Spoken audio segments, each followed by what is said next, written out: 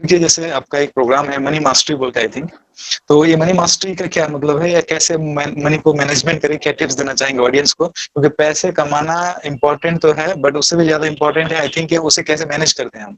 Then how to manage money, क्या tips रहेगा इसके? ये बहुत प्रूवन सिस्टम है जो बहुत ऑलमोस्ट पहले से चला आ रहा है, जो उसको लोग फॉलो कर रहे हैं। और टी हार्वेकर ने काफी अच्छे से एक्सप्लेन किया इसको। मनी को हमको छह जार में डिवाइड करना है, 6 कैटेगरी में डिवाइड करना है। फॉर एग्जाम्पल, अगर आप 10,000 रुपए महीना कमा रहे हैं तो आपको 6 कैटेगरी में डिवाइड करना है। पहला आप क्या करो, 55% मतलब 55% जो है ना, 5,500 रुपए जो है ना, एक जार में डालो, एक बॉक्स में डालो, एक अकाउंट में डालो, अलग जगह रखो। और उसको हम देते हैं नेसेसिटी या एसेंशियल। जो भी जरूरतें हैं मेरी, उस 5,500 में मुझे खत्म करनी है। मतलब मेरी दवा हो गई, मेरे कपड़े हो गए, मेरा खाना पीना हो गया, उस 55,000 में मेरे को 5,500 में के अंदर ही गुजारा करना है मुझे, राइट। तो ये मेरा नेसेसिटी हो गया। दूसरा जो जा रहेगा उसमें मैं 10% डालूंगा, मतलब 1,000 रुपए मेरे वहां पे जाएंगे। और उसका हम बोलते हैं financial freedom fund. Financial freedom fund वो है जो हमको फाइनेंशियली फ्री करे, मतलब पैसा पैसे को कमा के दे। तो यहां पर मैंने 1,000 रुपए जमा कर दिए फाइनेंशियल फ्रीडम फंड में, तो 1,000 रुपए मेरे यहाँ चले गए जो मेरे को पैसे को बना के देगा, उसके लिए मैंने रखा है। दूसरा मेरा एक और जा रहेगा LTS, जिसको बोलते हैं लॉन्ग टर्म सेविंग। लंबे टाइम के लिए सेव कर रहे हैं, उसमें हम 1,000 रुपए डालेंगे। मतलब मुझे घड़ी लेनी है, मुझे मेरे पर मर्जी के कपड़े लेना है, या मुझे गाड़ी खरीदनी है, राइट। तो बच्चों की पढ़ाई हो गई, वेकेशन पे जाना है, तो ये मेरे लॉन्ग टर्म सेविंग के लिए, ड्रीम हाउस लेना है, तो 1,000 रुपए मैं वहां पे जमा कर दिया मैंने LTS में, ठीक है। 1,000 रुपए वहां चले गए मेरे। तो पहले 5.5 गए नेसेसिटी में, फाइनेंशियल फ्रीडम में 1,000 गए, 6.5 हो गए, लॉन्ग टर्म सेविंग में 1,000 गए, 7.5 हो गए। अब 1,000 रुपए जो रहेंगे वो मेरी एजुकेशन पे जाएंगे। मतलब मुझे अपने ऊपर प्रोग्राम्स खरीदना है, मुझे अपने ऊपर वेबिनार सेमिनार्स अटेंड करने के लिए पैसा खर्च करना है अपनी लर्निंग के ऊपर। ये मुझे कोई किताब खरीदनी है पढ़ने के लिए, उसके ऊपर खर्च करना है, या मुझे कोई ऑडियो प्रोग्राम खरीदना है। तो अपनी एजुकेशन पे हमें इन्वेस्ट करना है 10%। तो 1,000 रुपए मैंने मेरे एजुकेशन जार में डाल दिए, राइट। तो अब मेरे हो गए 8,500 रुपए। उसके बाद बचता है मेरे को अमीर बनने के लिए, अमीरों वाली एक्सपीरियंस हमको करना जरूरी है, लेकिन एक्सपीरियंस में हम सारा पैसा नहीं उड़ाना है। तो 1,000 रुपए मैंने डाले प्ले जार में।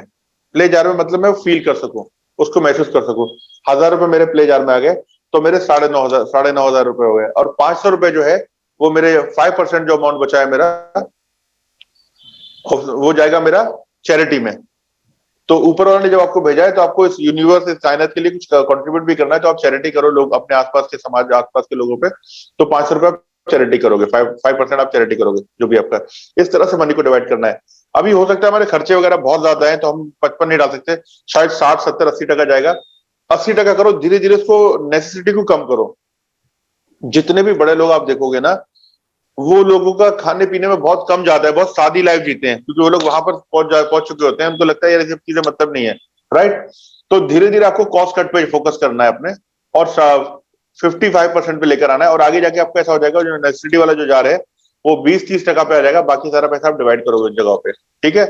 प्ले जार को आपको एवरी मंथ खर्च करना है। अभी मुझे फील करना है मेरे प्ले जार में सिर्फ 1,000 रुपए पड़े हुए हैं, क्योंकि 10,000 ही कमाया मैंने, तो अपने को 1,000 रुपए ही खर्च करना है अपने ऊपर।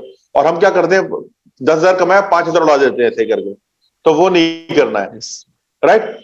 अब 1,000 रुपए में क्या करोगे, आप किसी बड़ी अच्छी जगह पे जाके मूवी देखकर आ गए, या कहीं रेस्टोरेंट में चले गए, बड़े महंगे रेस्टोरेंट में चले गए, जहां पर आप 1,000 रुपए कुछ चीज ले सको, ताकि वो फीलिंग को, माइंड को एक्सपीरियंस कर सको, और माइंड अमीरी की तरफ आपका माइंड सेट उस तरह से बने। समझ में आ रहा है? दूसरा जो लॉन्ग टर्म सेविंग है, आपके पास अगर पैसा है तो ही आप, मतलब हम क्या करते हैं, लोगों को कोई मांगने आता है यार पैसे दे दे, हम पैसे दे देते हैं और पैसे फिर निकाल नहीं पाते हैं। तो आपको नहीं बांटना है पैसे, आपको देखना है आपके पास पैसे है या नहीं है, ये जार सिस्टम देखना है। अगर LTS में है तो ही मदद कर सकते हो, नहीं तो नहीं करना है आपको, या चैरिटी वाले में है तो करो, नहीं तो नहीं करोगे उसमें। क्लियर है? महंगी चीजें भी नहीं खरीदना है। महंगी चीजें जब खरीदना है जब आपकी पैसे में इनकम आना शुरू हो जाएगी। तो फाइनेंशियल फ्रीडम फंड जो था ना, वहां से आप स्टॉक में, म्यूचुअल फंड में, या जहां पे आप देख रहे हो पैसा मल्टीप्लाई हो सकता है, वहां से आप कर सकते हो।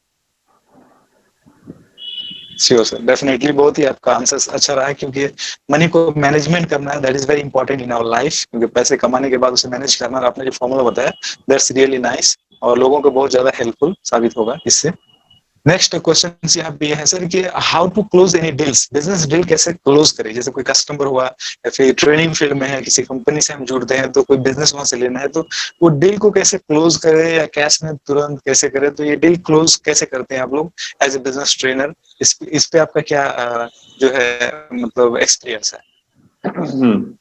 तो मेरा 3 सीडी है जो मैं 5,000 में सेल किया करता था। वो आप लोग एक बार जाके मेरे यूट्यूब चैनल से सेल्स प्रोसेस ABC करके आप देखना, तो वो फ्री ऑफ कॉस्ट आपको नॉलेज मिलेगी। अपने लोगों को बताइए आलम जी, ताकि लोगों को ज्यादा से ज्यादा हेल्प मिले। ये मैं 5,000 में सेल करता था, लेकिन अब मैंने फ्री ऑफ कॉस्ट डाल दिया इसमें ताकि लोगों को वैल्यू मिले। अब ये कैसे करना है मैं बताता हूँ। मैं जो करता हूँ, पहले क्लाइंट की रिक्वायरमेंट समझना है, ठीक है। तो क्लाइंट के पास जब आप बैठे हो, आपको पूरा डायग्नोस करना है कि उसकी पेइंग कैपेसिटी सब देख ली, फिर आपको आइडेंटिफाई करना है उसके चैलेंजेस क्या चल रहे हैं करंट। आइडेंटिफाई द चैलेंजेस, उसके चैलेंजेस क्या है, उसकी बीमारी क्या है। तो क्या किस वजह से आज हम लोग 1,000 करोड़ पे या 1 CR पे हमारा बिजनेस अटका हुआ है, ये 10 CR भी हो सकता था। आज हम साल का 50 लाख बना रहे हैं, 50 का हम 5 CR भी बना सकते थे। तो क्या चीजें हैं जिसकी वजह से हम ये प्रॉब्लम नहीं बना पा रहे हैं? तो बोलेगा सर मेरे पास लोग भरोसे के नहीं मिलते, लोग रुकते हैं तो लोग छोड़ के भाग जाते हैं, पैसा नहीं है मेरे पास, पैसे का प्रॉब्लम आ रहा है, अच्छे लोग नहीं मिल रहे हैं, प्राइस वॉर आता है, कस्टमर बोलता है आपका भाव बहुत ज्यादा है, मार्केट में बहुत कट टू कट कंपटीशन आ गया है, तो अब हम लोग उसमें पैसा निकाल नहीं पा रहे हैं, एक्सपेंसेस बढ़ गए हमारे। तो वो कुछ ना कुछ रीजन हमको देगा, कुछ ना कुछ चीजें बताएगा जिसकी वजह से वो प्रॉब्लम आ रही है। तो हमको आइडेंटिफाई करना है उसकी बीमारी। तो मैं लिख दूंगा अच्छा, तो आपके लोग छोड़ छोड़ के भाग रहे हैं, ये रीजन है। तो बोलेगा हाँ, ओके ठीक है। अच्छा मेरे को ये बताइए, अगर ये जो प्रॉब्लम चल रहा है आपका, अगर ये लंबे टाइम तक चलेगा तो क्या होगा? और मैं शांत बैठ जाता हूँ। तो सलमान भाई लंबे टाइम चलेगा तो सर कुछ नहीं कर पाएंगे, ऐसे स्ट्रगल करते रहेंगे, बंद करके जाना पड़ेगा, बुढ़िया बिस्तरा बंद करके गाँव निकलना पड़ेगा अपने। ओके, फिर या दूसरा कोई सवाल होगा, बोलते हैं कि अच्छे लोग नहीं, प्राइस वॉर आ रहा है कस्टमर, ये प्राइस वॉर अगर ऐसे लंबा टाइम चलता रहेगा तो क्या होगा? तो क्या होगा? फिर तो मुश्किल हो जाएगा, फिर कोई दूसरे धंधे में जाना पड़ेगा, धंधा बंद करना पड़ेगा अपने। अच्छा, तो हमने उसकी बीमारी को आइडेंटिफाई किया और बीमारी को बोला ये बीमारी अगर लंबे टाइम तक चलेगी तो उसके कॉजेज क्या होंगे? तो बोलेगा शायद मैं मर जाऊंगा, जिंदा नहीं रह पाऊंगा, मुश्किल हो जाएगा मेरे लिए, राइट। फिर हम अगला सवाल हम उसके सोल्यूशन फेंकते हैं उसकी तरफ और बोलते हैं यही प्रॉब्लम अगर मैंने आपकी 6 महीने में सॉल्व कर दी तो, और आगे चल के आगे बात करती है, यही प्रॉब्लम अगर मैंने 6 महीने में सॉल्व कर दी तो, क्या बात कर रहे हो, फिर तो कुछ भी पॉसिबल है क्या? तो हमने उसका आइडेंटिफाई किया, उसका हॉट बटन आइडेंटिफाई किया और उसी को दबाया और बोलते हैं हाँ यार, फिर तो मैं कुछ भी करने के लिए तैयार हूं, ठीक है।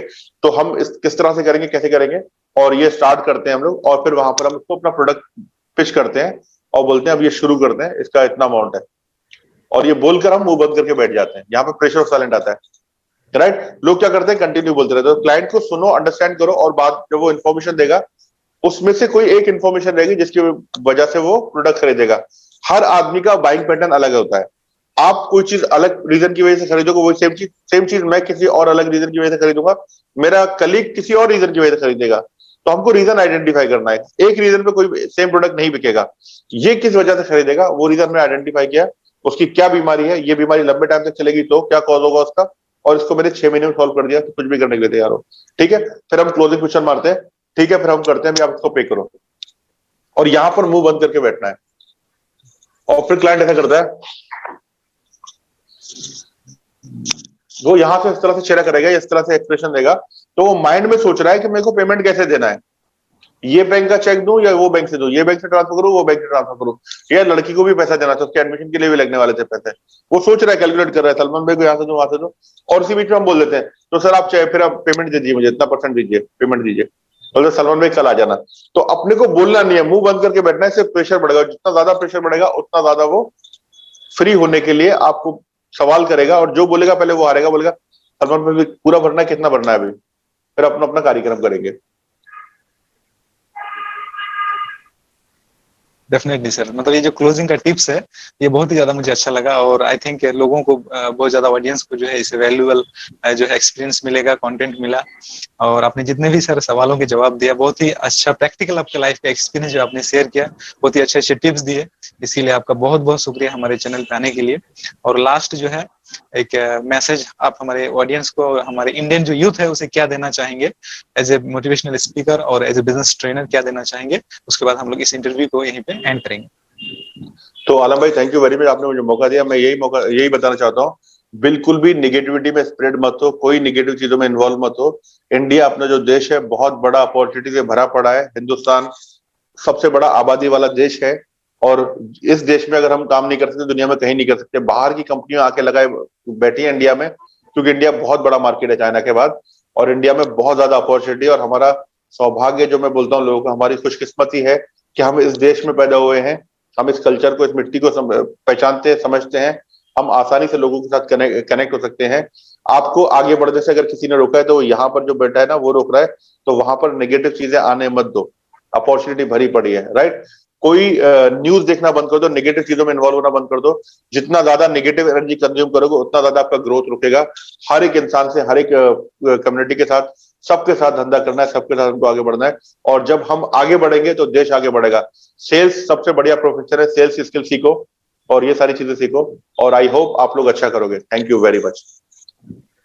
Thank you sir, thank you very much हमारे साथ कनेक्टेड होने के लिए। Thank you.